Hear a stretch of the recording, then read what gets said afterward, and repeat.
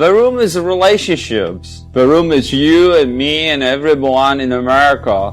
What are you talking about? The room is different cookie cutter from Hollywood. Yeah, man, you never know. People are very strange these days. What's going on? Welcome to The Room Minute, The podcast where we get obsessed with the cinematic classic The Room. 1 minute at a time. You have no idea what kind of trouble you're in here, do you? Why are you so hysterical? We always wanted people actually talk about it. I did not hit her. It's not true. It's bullshit. I did not hit her. I did not. Oh, hi, Mark. Oh, hi, Allison. Oh, no. Just edit it. Oh, wait. There's a dog. I hear a dog. Yeah. Oh, hi, doggy. Hi, doggy. Yeah. Oh, hi. Yeah,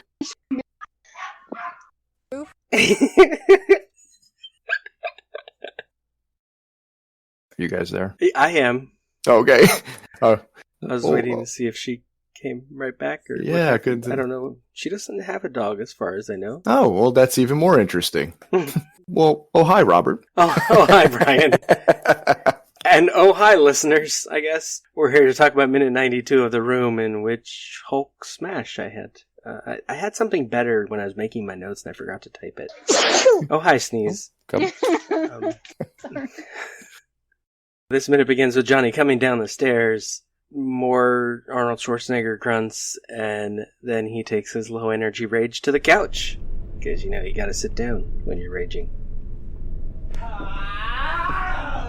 He says, why, Lisa, why?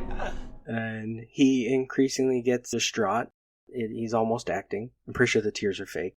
But we get some nice flashbacks. We get Lisa laughing with his tie on his head from minute 26. We get Lisa in the red dress. They're kissing. It's actually nice shots from minute 6. Then a not as nice shot from I think it would be minute 7. Bit from the sex scene. Another bit from the sex scene with some rose petals.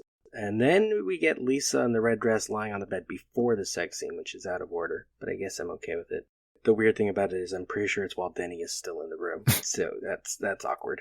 watching. Yeah. So he's not just thinking about Lisa, he's thinking about Lisa. And he's probably getting a little jealous and thinking, wait, did she sleep with Denny too? Is that why he was so comfortable in our bedroom? Probably with everybody. Oh, yeah, you know, when you're just, your mind is going to all sorts of different places once you find out, well, who else then, you know? Yep. And of course, everybody betrays me. Everybody betray me. So. Yeah, she was off talking to Steven up on the roof, so clearly probably something there. And who knows about Peter? He didn't even show up to the birthday party. Yeah, bastard. Finally, Johnny gets up off the couch, and then he proceeds to knock fruit off a platter on the coffee table. And he knocks a wine glass over as he says, you bitch.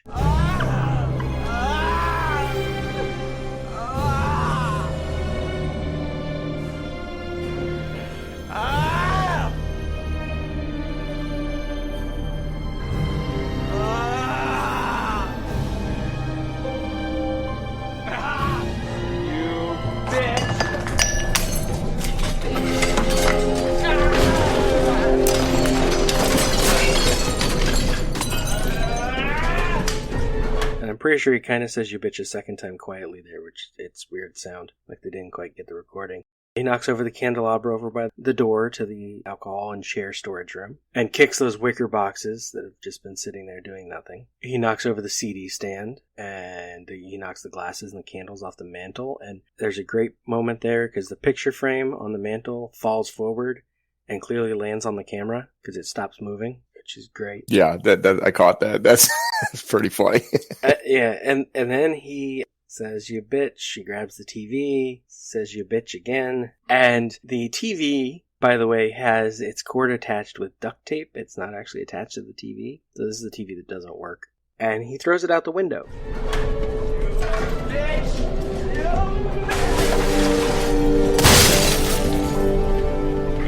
The front window, which should be where there's a hallway with their door into their apartment, but instead it falls into the alley because this apartment makes no sense.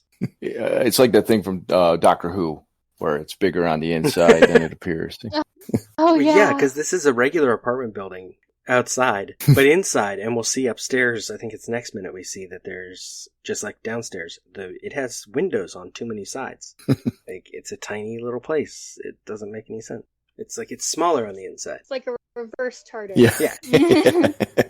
when Tommy throws that TV, is he like? I mean, he's a fairly fit guy, but do you think it's like old man fit strength, or is that's got to be a doctor TV? Because those TVs are heavy as all get out. Those old tube TVs like that. Yeah, old tube TVs could be pretty heavy. They could have removed some stuff. If you remove the board in the bottom of it, it could be a lot lighter. It's hard to tell because then the one that we see smash isn't necessarily the same thing he threw. Right. Yeah, the one they see smash. Although the one he throws definitely doesn't work. Yeah. Because the cord is not plugged right. in. It's attached by tape. And you can see it too right before he chucks it. Mm-hmm.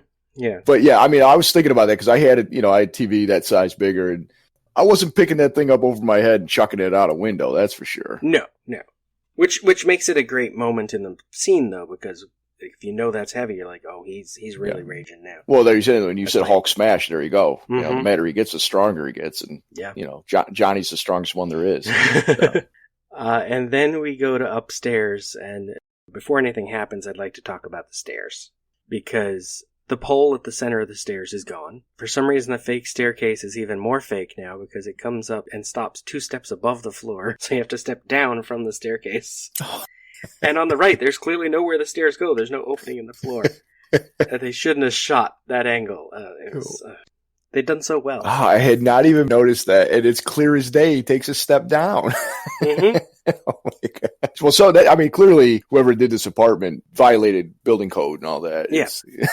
Clearly. Maybe we had to bribe the inspector that day or something. It's a very cheap place, yeah. Yeah.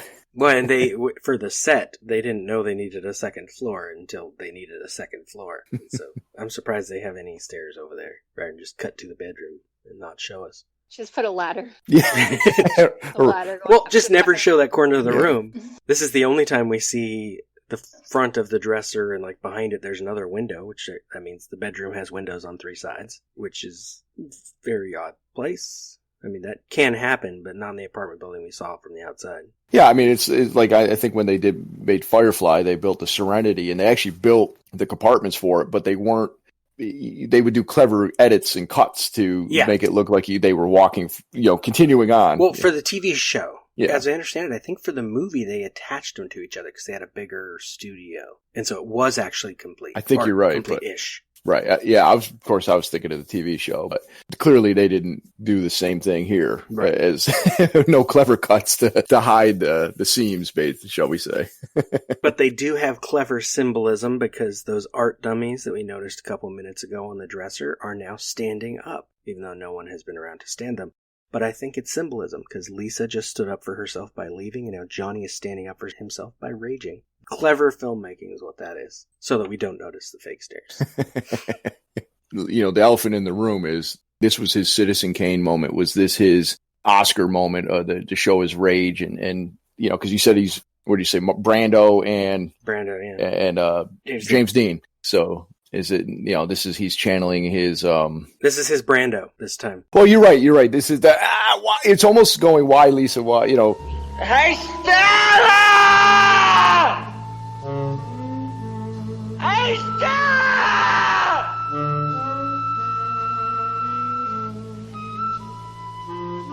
When he's like, Yeah. But as far as Charles Foster Kane, where he's trashing the room after his, it's very awkward and similar like that. Well, because he did a specific James Dean reference earlier with the "You're tearing me apart" line. You're right. Which is directly from Rebel Without a Cause. Right. You're tearing me apart! You're tearing me apart, Lisa! What? You say one thing, he says another, and everybody changes back again! Why are you so hysterical? Do you understand life? Do you? This feels more like, and they do it in the Disaster Artist movie. This comes from him doing the Stella scene, I think. Yeah, because they make reference to that a few times.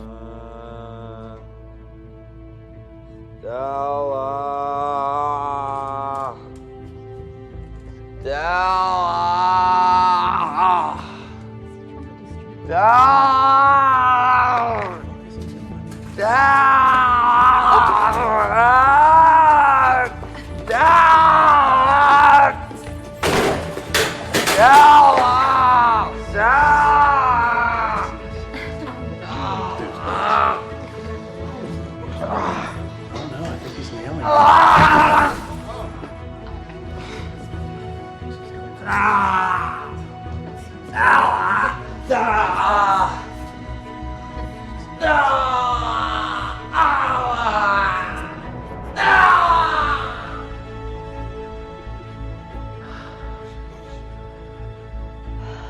me how to leave me, baby. And he's going for something. He wanted this to be Tennessee Williams. He wanted himself to be James Dean and Marlon Brando. And do you guys have any other favorite room trashing scenes besides this? There's a pretty good one in SFW. It's not one of my favorites, but it's one I watched recently. Okay. Where they just turn on like punk music and just break everything. I was trying to think of a few different ones. Of course, Citizen Kane is the first one that jumps out to me. Yeah. And then I was thinking of actually Selena Kyle, Michelle Pfeiffer in Batman Returns when she, became Catwoman or whatever. Yeah. And then there's one maybe we'll talk about next week, but there's kind of a room trashing scene in No Holds Barred. Or I should say that. Yeah. I know there's more. We'll get to that on Friday. yeah, we'll say, it was a little tease, I can't think of any good ones, Yeah, I know there's got to be more that I'm just not thinking of. When you said that, the first thing I actually thought of was not a trashing scene, but it was Chris Farley falling on the table in that SNL bit. Oh. In the van down by the river. Yeah, that guy. Now, as your father probably told you, my name is Matt Foley, and I am a motivational speaker. Now let's get started by letting me give you a little bit of a scenario of what my life is all about. First off, I am 35 years old, I am divorced, and I live in a van down by the river. And he falls and smashes the table. That's a whole different tone. Yeah, it's pretty epic though. Yeah. And that is for me to get my gear, move it on in here, because I'm going to bunk with you, buddy. We're going to be buddies. We're going to be pals. We're going to wrestle around. Old Matt's going to be your shadow. Here's you. Here's Matt. There's you. There.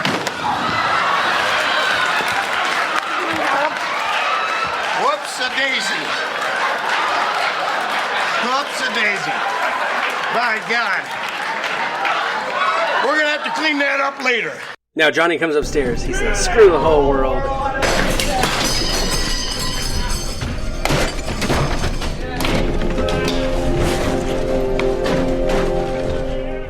And he knocks everything off the dresser. Then he pulls out one drawer. Then pulls out another drawer. He kicks something. I think it might be the drawer. And then the camera angle changes. And I noticed this weird thing yesterday when I was watching. First of all, a couple pillows on the couch are suddenly on the floor, even though he hasn't touched them. But his feet go really fast for a second. And I don't know why. I don't know if the footage got sped up or if he was just in a hurry to get over to the bed when they were filming the shot. But it was so funny to me because it looked unnatural. It does look like he's running from... Yeah, over to the bed, yeah. Yeah, it's right at the end of the minute, and it does look like he... It's just for a half a second, just suddenly his feet are really fast. I'm like, what did he do? Yeah, because everything else is so slow and methodical. Right. Yeah. And it's just like, now I'm going to knock this over. And now it kind of reminds me of, you're back to being like a toddler, and it's like, don't touch that, and they slowly go over and they just knock, or a cat even, the cat, you put something on a table and they're going to slowly knock it off, it's like that. And they'll make eye contact. Yeah, exactly. This is happening. Yeah. My favorite bit of this whole room trashing is when he pulls the drawers out. It's just, instead of just pushing over the dresser drawer, he has to pull the first couple drawers out, just like, I'm just going to pull it out. Well, he needs all his clothes on the floor. Yeah. For later.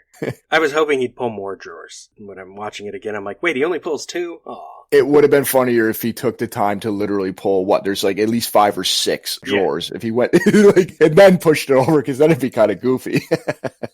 Fun fact, watch Mojo, top 10 room trashing scenes in movies. Number 4 is Johnny in the Room. Yes. Number 4. What are number 3 through 1?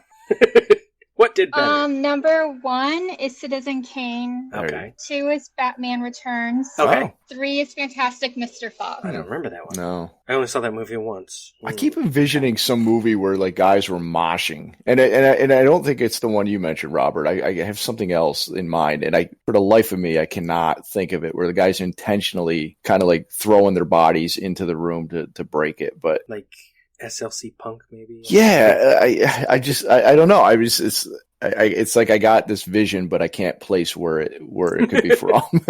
It's probably real life. It's just something. Yeah, it's a flashback. Yeah, you blocked it out. It's a buried memory. Because on my podcast, my co-host Perry will bring up. He'll just hint at. You mean like a guy who likes to throw chairs off the 3rd floor balcony? Because that used to happen from time to time in the barracks. So we were all practicing to be Tommy Wiseau. So yeah, and. At the end of the minute, he starts to pull the blankets off the bed. Although I would point out, the bed is not made. He's just pulling a balled up blanket off the bed. And there's a sheet already rolled up at the other side. But, notes from a midnight screening. Notes from a midnight screening. This first one's not nice. It's not the misogyny of the usual thing, it's just disgusting. When Johnny's on the stairs, someone says, "Don't slip on the semen." No. That's kind of funny. And the audience says, of course, with him, "Why, Lisa? Why? And when he goes for the TV, someone yelled out, "No, not the TV!" But then when he throws it, everyone cheers. Yeah. That was pretty good. Yeah. That's the beauty of those type of things is everybody is their own MST3K, and of course then it's, everybody kind of learns the script to go along with it. Same. Yeah. There's certain ones that it's everybody. And then there's those individual ones. And if you're there with some good individuals, it's pretty funny. Yeah. Like I hadn't read anything about the Dear Diary, my mom's a bitch things that they have every time Lisa gets left alone after her mother's there. And I was sitting next to the person who said it in my first screening, and I'm like, oh my god, that was the best ever. That's awesome. Like, no one mentioned that in the websites about the screenings. That's why I got notes, or in air quotes, notes. Right. Screening for the show. Bryon, where can people find this military chair throwing involving show of yours? Yeah, as I so subtly hinted at, I co-host of the Marine Corp Movie Minute podcast, where we do movies of the Marine Corps 1 minute at a time. Currently, we're wrapping up the Clint Eastwood classic, as I like to call it, Heartbreak Ridge. It's never too late to join us, and we like to interact with people. So you can find us on the Marine Corps Movie Minute Quarterdeck page. It's our Facebook group if anybody wants to join us there. So there's nothing wrong when people make fun of the project, in this case, The Room. The Room Minute is a production of Lemming Drops Studio.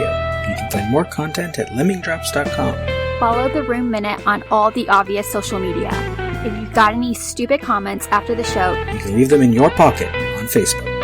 If you like what you hear, throw us a rating and a review on your podcatcher of choice. Thank you for listening, and remember, if a lot of people loved each other, the world would be a better place to live.